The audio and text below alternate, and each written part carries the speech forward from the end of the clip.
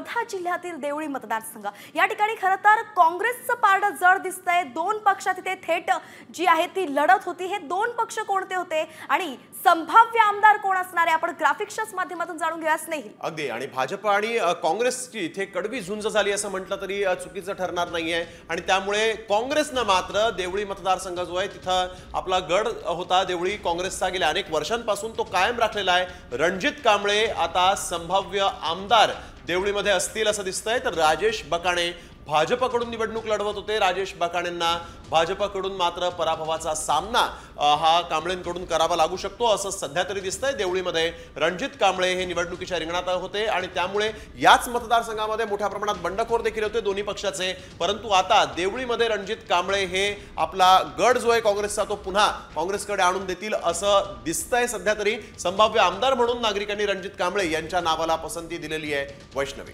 तर बंडखोरांचं आव्हान पेलू सुद्धा रणजित कांबळे हा गड राखताना दिसतायत। काँग्रेसकडून खरं तर जास्त बंडखोरी झाली होती आणि तरी सुद्धा हे आव्हान पेलून रणजित कांबळे हे या ठिकाणी संभाव्य आमदार म्हणून पुढे येत आहेत। त्याची कारणं नेमकं काय आहेत आपले प्रतिनिधी सत्तार शेख यांच्याकडनं जाणून घेऊयात। सत्तार, काय सांगाल की रणजित कांबळे हे काँग्रेसचे उमेदवार देवळी मतदारसंघ राखताना दिसतायत? काँग्रेसचे उमेदवार रणजित कांबळे आणि भाजपचे उमेदवार राजेश बकाणे यांच्यामध्ये अतिशय चुरशीची निवडणूक असल्याचे यावेळेला पाहण्यात आले।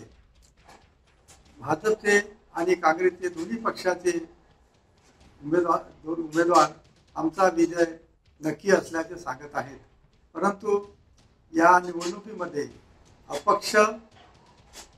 अपक्ष कुणाची मते घेतात हे सुद्धा मोठ्या निर्णयावर अवलंबून आहे।